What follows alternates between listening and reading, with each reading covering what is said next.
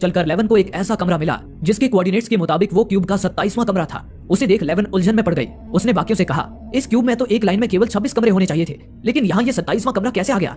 लेवन इस सोच में पड़ गई। हालांकि वे बिना रुके आगे बढ़ते रहे। अब वे क्यूब के आखिरी कमरे तक पहुंचने से केवल एक कमरे की दूरी पर थे, लेकिन जल्द ही उन्हें मालूम हुआ कि आखिरी कमरे से पहले जितने भी कमरे थे उन सारे कमरों पर ट्रैप्स लगे हुए थे। आगे बढ़ने का कोई भी सुरक्षित रास्ता नहीं था। तभी क्विंटन ने कहा, हम बाकी ट्रैप से तो नहीं निकल सकते, लेकिन हमारे नीचे के कमरे में जो साउंड एक्टिवेटेड ट्रैप लगे हुए हैं, अगर हम बिना शोर किए वहां से जाएं तो हम आखिरी कमरे तक पहुंच सकते हैं। वे सभी क्विंटन के इस प्लान से सहमत हो गए, लेकिन तभी केजन ने पागलपन में शोर मचाना शुरू कर दिया। उसकी आवाज से उस ट्रैप वाले कमरे में सभी दीवारों से धारदार सरिये बाहर निकल आए, जिसे देख उन सभी की हालत खराब हो गई। क्विंटन ने कहा, हम केजन को अपने साथ नहीं ले जा सकते। अगर उसने पागलपन में जरा सा भी शोर मचा दिया तो हमारी जान पर बनाएगी।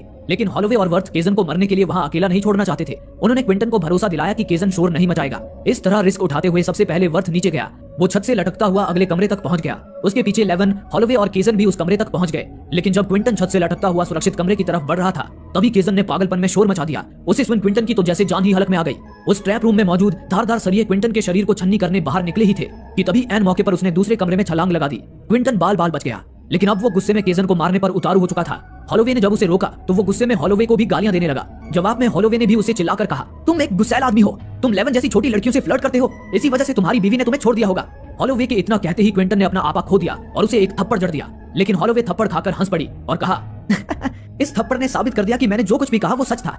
हॉलोवे का ये ताना सुनकर क्विंटन ने चुप्पी साध ली। अब वे लोग क्यूब के आखिरी कमरे में पहुंच चुके थे। इतने में ही वर्थ ने आखिरी कमरे का दरवाजा खोला, लेकिन उन्हें वहां बाहर जाने का दरवाजा नहीं, बल्कि थोड़ी दूरी पर मौजूद आउटर शेल की दीवार नजर आई। उस आउटर शेल और क्यूब के बीच एक बड़ा गैप था और नीचे गहरी खाई थी। ये देख उनके बाहर निकलने की सारी उम्मीदें धरी की धरी रह गई। लेकिन तभी क्विंटन ने कहा, हमें आउटर शेल की तरफ जाकर देखना होगा, हो सकता है वहां से हमें बाहर निकलने का दरवाजा मिल जाए। हम अपने कपड़ों से एक लंबी रस्सी बना सकते हैं, जिस पर झूलता हुआ मैं आउटर शेल की तरफ चला जाऊंगा। लेकिन लेवन ने कहा, हम कपड़ों से रस्सी तो बना लेंगे, पर वो रस्सी तुम्हारा भार नहीं झेल पाएगी। इस काम के लिए हमें हल्के इंसान की जरूरत है। ये सुनकर हॉलोवे ने कहा, मेरा भार कम है, मैं नीचे जाने के लिए तैयार हूँ। इस पर सभी राजी हो गए और उन्होंने कपड़ों से रस्सी बनाकर हॉलोवे को नीचे भेज दिया। हॉलोवे रस्सी से झूलकर आउटर शेल तक पहुंचने की कोशिश करने लगी। तभी क्यूब में एक बार फिर से किसी भारी भरकम मशीन के सरकने की आवाज आई और वो कमरा हिलने लगा, जिससे बाकी लोगों के हाथ से हॉलोवे की रस्सी ही छूट गई और हॉलोवे एकाएक नीचे गिरने लगी। पर तभी ऐन मौके पर क्विंटन ने छलांग लगाकर उसकी रस्सी पकड़ ली।